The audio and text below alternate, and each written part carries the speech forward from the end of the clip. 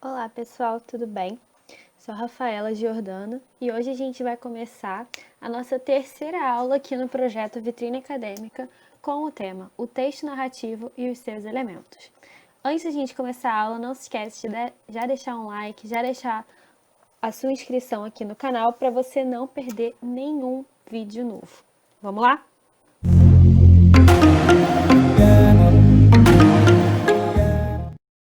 Bom, gente, a primeira coisa que eu queria conversar com vocês é sobre o que é narrar, né? A gente fala tanto disso nas aulas de redação, de literatura, de linguagens em geral.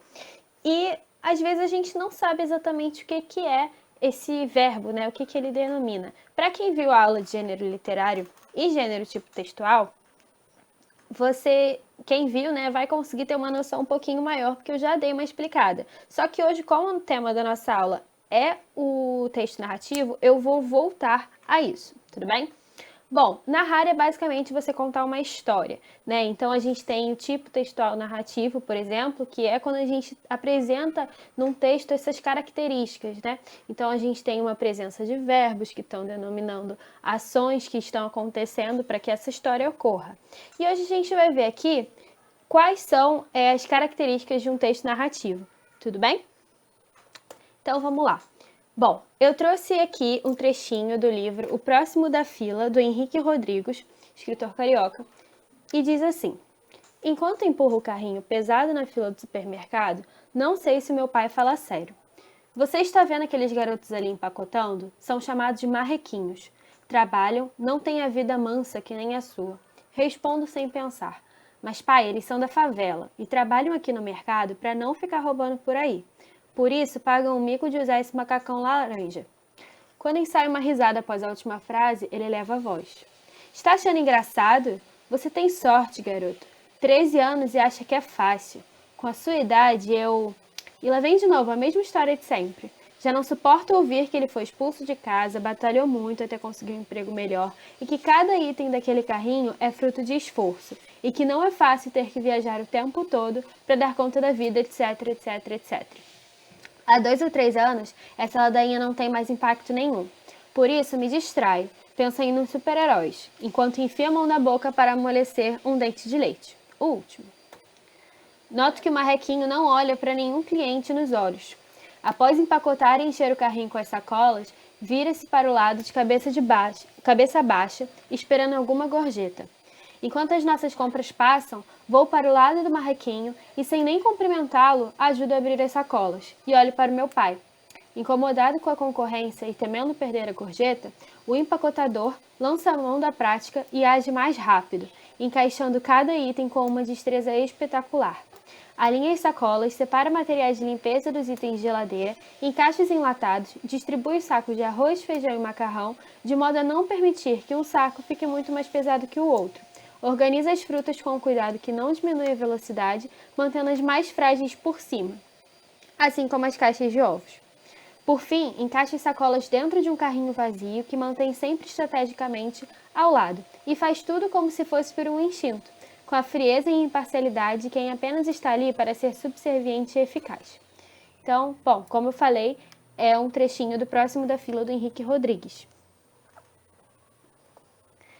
Primeira coisa que eu queria conversar com vocês, de fato, sobre o texto narrativo, são os elementos que todo texto narrativo tem. Bom, a primeira coisa é que sempre tem um personagem, né? Esse personagem, ele pode ser único, então ele contar só sobre ele mesmo, ou diversos personagens em uma cena. No caso, ali no texto do Henrique Rodrigues, nós temos 3 personagens. O pai do narrador, o narrador, que é personagem, a gente vai ver um pouquinho disso daqui a pouco, e o marrequinho, né? E esse marrequinho que a gente não sabe o nome, não sabe nada, a única coisa que a gente sabe dele é que ele trabalha no mercado, ele tem essa função, né, de empacotar as compras, e ele usa um macacão laranja. Então, esses são os 3 personagens dessa narrativa. Partindo de um desses personagens, né, que é o que eu falei do narrador-personagem, nós temos essa ideia de narrador, que lembra que eu falei que narrar é contar uma história? Então, alguém tem que contar essa história. Nós temos 3 possibilidades. No texto do Henrique, por exemplo, a gente tem um narrador-personagem. Por quê? é o próprio personagem principal que está contando tudo o que se passa. E ele só tem noção dos sentimentos, dos pensamentos dele. Nós não temos em relação aos pensamentos do pai ou do marrequinho, por exemplo. São apenas suposições. Então, a gente teria essa categoria do narrador personagem. A gente também tem o narrador observador, que existe, e ele está somente vendo, realmente observando o que está se passando ali. Então ele não tem noção dos pensamentos, dos sentimentos de nenhum dos personagens, nem mesmo do principal. E nós temos o narrador onisciente, que é quem tem noção de todas essas características. Além de ele ser um observador, ele tem uma percepção sobre os sentimentos e os pensamentos dos personagens no geral. Então ele consegue demonstrar quais são essas características de cada personagem. Tudo bem? Bom, agora nós temos também o local. Fica mais do que claro nesse trecho do Henrique Rodrigues, por exemplo, que ele está no mercado, né? E ele está contando essa história que se passou no mercado. Ele poderia contar essa história ou uma outra história em casa, uma história na escola, como acontece no decorrer do livro. Mas o trecho que eu trouxe é, de fato, num mercado, num supermercado. O tempo, nós temos duas possibilidades. O tempo cronológico e o tempo psicológico. O tempo cronológico é basicamente o que leva em conta o passar do tempo, né? Então, a gente tem algumas marcas textuais como ontem, amanhã, muito antes disso. Esses conectivos, essas ideias que expressam tempo. E o psicológico não segue a ordem certa do tempo, né? Então, primeiro você nasce, cresce, se reproduz, depois morre. Isso seria o cronológico. O psicológico, ele está pegando informações de outros tempos daquele narrador, daquele personagem. Então, um flashback, por exemplo, ele demonstra um tempo psicológico, porque ele está inserindo no atual um fato que ocorreu e trouxe uma lembrança de um dos personagens. Tudo bem? E o enredo é basicamente a história em si, né? A trama que essa história tem. Então você sempre tem um clímax, que é o ponto, né, de maior aventura da história, de maior adrenalina. Você tem um início, um fim e etc. Tudo bem? Qualquer dúvida, comenta aqui ou me manda no Instagram. Vou deixar lá no final do vídeo. Bom, sobre o tempo que eu falei com vocês, eu trouxe aqui alguns exemplos para vocês, que são alguns livrinhos que existem na literatura brasileira, portuguesa e mundial, assim, não é só daqui do Brasil especificamente, e alguns livros já foram ou são cobrados em diversos vestibulares, tudo bem? O Quarto Despejo, da Carolina Maria de Jesus, foi o primeiro exemplo que eu trouxe. É basicamente o diário, e aí tem o subtítulo do livro, né, que é o Diário de uma Favelada. Carolina foi uma mulher, escritora negra, que morou no Canindé, em São Paulo, uma favela muito grande que hoje em dia não existe mais, e ela fez um compilado de textos que originou esse livro, mas que era basicamente seu diário. Ela expunha todas as características e as ações do dia a dia dela. José Saramago escreveu um ensaio sobre a cegueira e é basicamente uma história que você não tem um lugar específico, você não consegue identificar uma cidade específica, uma cidade imaginária, e as pessoas acordam sem poder ver. Elas têm uma cegueira branca, né, uma cegueira de leite. A Metamorfose de Kafka, que é um livro excelente também, um continho, que conta a história do Gregor Samsa, que acorda num belo dia se transformando num inseto. Uma Casa no Fim do Mundo, do Michael Cunningham, que é basicamente a história de 3 pessoas que começam a se relacionar romanticamente. O Conto da Aia, da Margaret Atwood, que é um relato, uma história fictícia, uma distopia, sobre a história de uma menina, de uma mulher que é colocada em algumas situações um pouco diferentes em relação ao que a gente tem hoje em dia, e essa história ela tem muito fervor religioso e você tem algumas determinações que são um tanto questionáveis. Água Viva, da Clarice Lispector, que é uma grande autora, né, brasileira, que trata basicamente de uma conversa com um remetente que a gente não sabe quem é, um destinatário, desculpa, que a gente não sabe quem é um amigo da narradora, e ela está contando, é um drama psicológico sobre o dia a dia dela morando fora do país dela. Infância do Graciliano Ramos, que é um compilado de contos do autor e que trata basicamente da história autobiográfica do Graciliano. E Memórias Póstumas de Brás Cubas, para finalizar essa longa história de livros e seleção, que trata basicamente da história de um narrador defunto. Um homem morreu e decidiu, após a morte, escrever a sua história.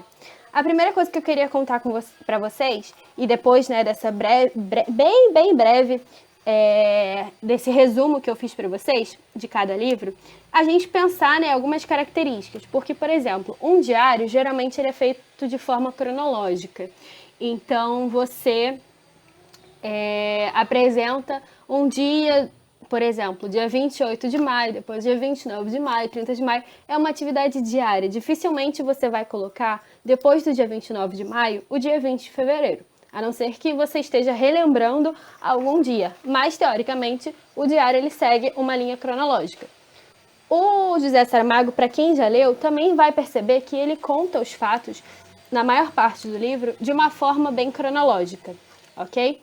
A Metamorfose do Kafka, apesar de ter um jogo psicológico e diversas vezes você tem lembranças do Gregor Samsa sendo narradas, ele também está contando de forma cronológica as mudanças, as modificações que são feitas no corpo do Gregor. Uma Casa no Fim do Mundo, seguindo também essa perspectiva da Metamorfose do Kafka, até porque é narrado por três personagens diferentes, não é uma única narração, você consegue perceber como essas perspectivas estão acontecendo, tirando quando é feedback, de forma cronológica. O Conto da Aia, por exemplo, Água Viva, são muito diferentes desses outros 4 que eu já falei. Porque o Conto da Aia, ele tá no mesmo capítulo, ele pega atividades que são do atual, da personagem principal, pega atividades que aconteceram, ações que aconteceram há mais de 10 anos, ações que aconteceram um pouquinho antes de todo esse clima hostil que eu expliquei para vocês começar. E o Água Viva também, ele tem esse jogo do presente e o passado a todo tempo. Então, você tem essa mistura, do tempo, e aí por isso que a gente chama de tempo psicológico. O Infância, como é um livro de contos, é um pouco diferente, porque você tem contos tratando de quando Graciliano era muito criança e quando ele já é um quase adolescente, ali uns 8, 9, 10 anos. Então, ali na pré-adolescência. E aí você começa a ver também, então tem essa carga de misturar os tempos, E no meio de um capítulo ele dá algumas nuances de como isso também interfere hoje em dia na vida adulta dele. E lembrando, é um texto autobiográfico. E o Memórias Póstumas de Brás Cubas, até pela essência, você consegue ver que é um tempo psicológico, porque é um defunto que está escrevendo o livro da sua própria história. Então, ele às vezes fala de acontecimentos com a Marcela, depois ele volta para acontecimentos anteriores a Marcela, e ele segue toda essa linha. Então, por isso, nós teríamos essa separação entre aqui os livros que eu trouxe, que esses 4 de cima seriam os de tempo cronológico e os 4 de baixo seriam de tempo psicológico. Tudo bem? Bom, então, para terminar a nossa aulinha, eu trouxe uma questão da FUVEST. E aí é um trechinho do Dom Casmurro, do Machado de Assis também, que é o mesmo autor desse livrinho Memórias Póstumas de Brás Cubas. Escobar vinha assim surgindo da sepultura, do seminário e do Flamengo para se sentar comigo à mesa, receber-me na escada, beijar-me no gabinete de manhã, ou pedir-me à noite a bênção do costume. Todas essas ações eram repulsivas, eu tolerava-as e praticava-as, para não me descobrir a mim mesmo e ao mundo. Mas o que pudesse dissimular ao mundo não podia fazê-lo a mim, que vivia mais perto de mim que ninguém. Quando nem mãe nem filho estavam comigo, o meu desespero era grande, e eu jurava matá-los a ambos, ora de golpe, ora devagar, para dividir pelo tempo da morte todos os minutos da vida embaçada e agoniada. Quando, porém, tornava a casa e via no alto da escada a criaturinha que me queria e esperava, ficava desarmado e diferia o castigo de um dia para o outro. O que se passava entre mim e Capitu naqueles dias sombrios não se notará aqui, por ser tão miúdo e repetido, e já tão tarde que não se poderá dizê-lo sem falha nem canseira.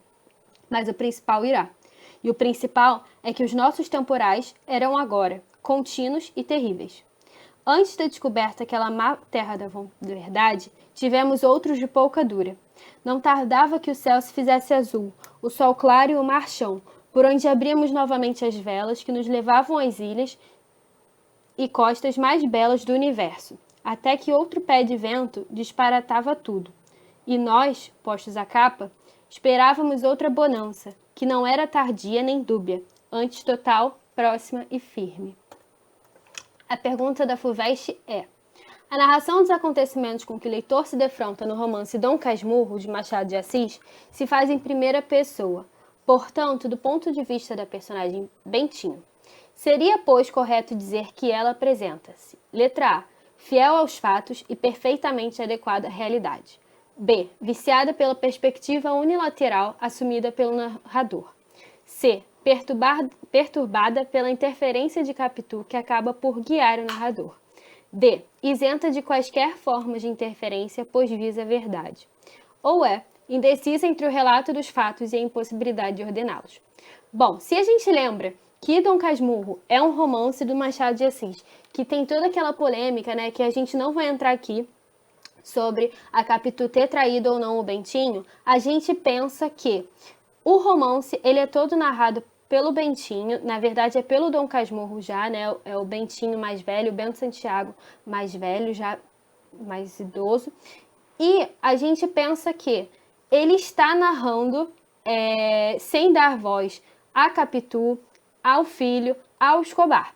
Então, só por isso a gente já tem que pensar que é uma perspectiva unilateral e que essas outras pessoas não têm voz. Então, elas nem poderiam guiar o narrador, tudo bem? Então, vamos lá, justificando cada alternativa. Letra A. Fiel aos fatos e perfeitamente adequada à realidade. Bom, como eu acabei de falar, né, a gente não tem como evidenciar se é fiel aos fatos porque é uma narração de apenas um lado. A gente não tem o lado da Capitu e a gente não sabe se isso é adequado à realidade. Letra B. Viciada pela perspectiva unilateral assumida pelo narrador. Isso aqui tá certíssimo, né? Porque é basicamente o que eu acabei de explicar para vocês. É uma perspectiva unilateral e o narrador é um narrador personagem. E a gente tem que lembrar que o narrador personagem sempre tá puxando o lado para alguma coisa, né? E ele provavelmente está narrando pelo olhar dele, ele não pergunta o olhar dos outros, o pensamento dos outros, ele só tem ciência dos pensamentos e sentimentos dele próprio. C. Perturbada pela interferência de Capitu que acaba por guiar o narrador. Bom, quem leu o livro do Dom Casmurro vai perceber que a Capitu ela não influencia e ela não faz interferência alguma na vida do Bento Santiago, na narração dessa história, né? Tanto que ficam ainda aí esse debate, né, que eu não sei se é tão produtivo, mas que fica esse debate da Capitu ter traído ou não, justamente porque não tem essa interferência e ela não guia o narrador. Letra D. Isenta de quaisquer formas de interferência, pois visa a verdade. Bom, realmente não tem interferência, porque é somente o Bento Santiago, o Dom Casmurro, né, que está narrando, então só tem interferência dele. Mas a gente não sabe se visa a verdade pela mesma justificativa da letra A. E letra E, para terminar, indecisa entre o relato dos fatos e a impossibilidade de ordená-los. Bom, a gente não sabe da impossibilidade de ordená-los e ele está bem decidido em relação ao relato dos fatos, né? Ele fica com essa tese que a Capitu traiu até o último segundo. Tudo bem? Bom, gente, então foi isso. Eu espero que vocês tenham entendido tudinho. Se vocês não entenderam, vocês podem me procurar no Instagram, é @RafaelaJordanoProf. Me sigam lá e eu posto várias dicas para vocês. E se inscrevam também aqui no canal da Vitrine, ativem as notificações para vocês não perderem nenhuma informação. Um abraço e até a próxima!